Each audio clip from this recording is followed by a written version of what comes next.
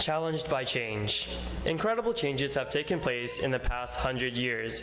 We are experiencing more change than ever in history. The rate of change is so great that we barely catch our breath before another blast of change slams us into us. Everything we're familiar with is changing. We are forever on the move, doing things, eating stuff, jogging, walking, riding, marrying, divorcing, shopping, you name it, we're doing it. The pace is somewhere between maddening and insane. People are coming and going 24 hours a day. The interstates and most of our streets are choked with traffic. It never stops. Change is a constant companion in our fast-paced lives.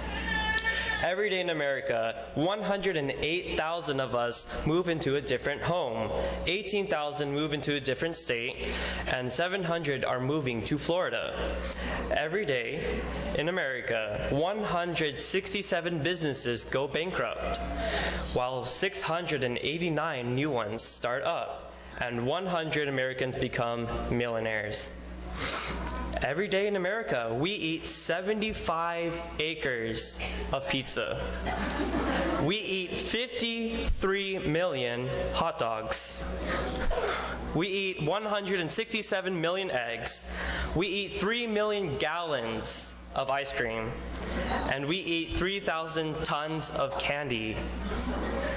More information has been produced in the last 30 years in the previous 5,000 years. More than one half of the scientists who ever lived are alive today. 90% of all items in the supermarket today did not exist 10 years ago.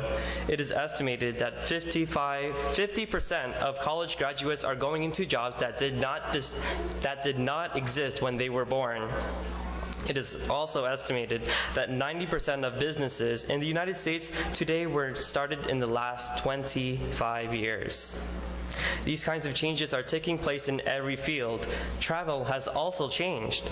More than 200 years ago, George Washington traveled from Virginia to Washington, D.C. by horseback. It took him 10 days of traveling, going at 25 miles per day. And you just think in our speedometer in our cars, it's 25 miles per hour. But you never see 25 miles per day. Today, astronauts can enter a space shuttle and travel at 25,000 miles per hour. At that speed, you can travel from New York City to San Francisco in 8 minutes. With all of these advances in air travel, it is possible to have breakfast in New York, lunch in Dallas, and dinner in Los Angeles, while have all your luggage wind up in Mexico. One man put it this way: my great-grandfather rode a horse but was afraid of the train. My grandfather rode a train but was afraid of the car. My father rode in a car but was afraid of the airplane, but I ride in an airplane but I'm afraid of a horse. Many changes have turned our world into a war game. Political corruption abounds. Crime rate escalates as domestic violence, gang wars, and drug traffickers plague our communities. 1 of every 4 households in the United States will be touched by theft or a violent crime this year. 1 of every 5 women of childbearing age will have an abortion this year. In 1995, 1.5 million babies were killed. Within our memories, abortion was a felony in virtually every state in America. Today, abortion is now commonplace. Every 4 seconds, a woman is violently assaulted somewhere in America. 1 in every 4 members of a church or synagogue is a victim or a survivor of sexual or domestic violence. Drug abuse, suicide, sexual disease, and AIDS are a major problem that should concern every one of us. Our schools are in trouble. In the 50s, the major discipline problems in our public schools were cigarette smoking, skipping class, running in halls, spitballs, chewing gums, and whispering in class. But today, the major problems are deadly weapons. Kids carrying guns, knives, and even assault weapons. This is followed by arson, drugs, vandalism, and drunkenness. Relationships are changing. 50% of our marriages end in divorce, and the odds are when a couple walks down the aisle to be married, their marriage will not last 7 years. 1 of them will walk out before the warranty on the refrigerator runs out. 42% of our young people say they are sexually active, and 1 of every 16 teenage girls has a baby each year. Our society has abandoned God's laws of relationships and have been writing their own. We have reached a state where common decency is no longer common. All our doing without God has finally outdone us. With all of these changes, creating chaos and crisis, we as a church have been trying to hold on. Just look how change has been impacting our churches. We remember that God is still in charge and that God never changes. Our world is in the grip of the infinite, all-power God of the universe. He is in control. He never loses track of what's going on. He never gets confused. He never frets over decisions. He always makes the right decision. He always knows what he will do even before the circumstances arise. God has a grip on the reins of the world, and his purposes will be carried out. The scripture speaks for our changeless God in the changing world when they state in Malachi 3:6, "For I am the Lord, I change not." These words are spoken in a time of great change. God told Isaiah in Isaiah 43:18 through 19, "Do not call to mind the former things or ponder the things of the past. Behold, I will do something new. Setbacks will become springboards. Obstacles will turn into opportunities. Barriers will turn into blessings. Cowards will become courageous." We can learn from Moses. Hebrews 11:27 tells us, "By faith he left Egypt, not fearing the wrath of the king, for he endured as seeing him who is unseen." Those last words are the words that should instruct us. Moses' eyes were on God, and he was able to endure.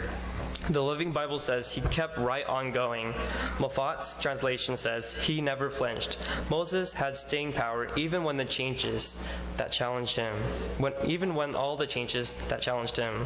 He kept his eyes on God, not the obstacles. He endured in his 80s, in his 90s, and even into his 100s. He endured despite the contempt of Pharaoh. He endured the stubbornness of the Hebrews who grumbled, maligned him, complained, and rebelled. He endured the midst of the criticism to those of who's closest to him: Miriam, his sister; Aram, his brother; Dothan, and Abiram, his companions. He endured as seeing who is unseen. He fixed his eyes on the Lord and never looked back. You and I can do the same. We can endure by fixing our eyes on the Lord. Then we will become courageous. As you stand on an edge of a new change, a new challenge, a new commitment, look at Christ. We must fix our eyes on the unchanging Christ. Thou who changes not, abide with us in all changes. With our eyes on Christ, we can go forward fearlessly, knowing that the things which are shaken will only reveal the eternal and unmovable God. God uses ordinary people like you and I, who totally commit to him, to make a difference in a changing world. One person can make a difference. A Boston shoe clerk heard that it yet remains to be seen what God can do what God can do with a man, woman, young person totally dedicated to him. D.L. Moody said, "I'll be that man." God used his evangelistic meetings to lead thousands and thousands to Jesus. He personally led more than 150,000 people to the Lord. And I can say today that it still yet remains to be seen what God can do with a man, a woman, or a young person fully dedicated to the Lord. So step out and say, "I'll be that one." Life gets exciting when we give our all to the Lord. And when we do, God will take us to places that we thought could never be done, or places we can never go, or things we never thought we could do. So then we will make a difference.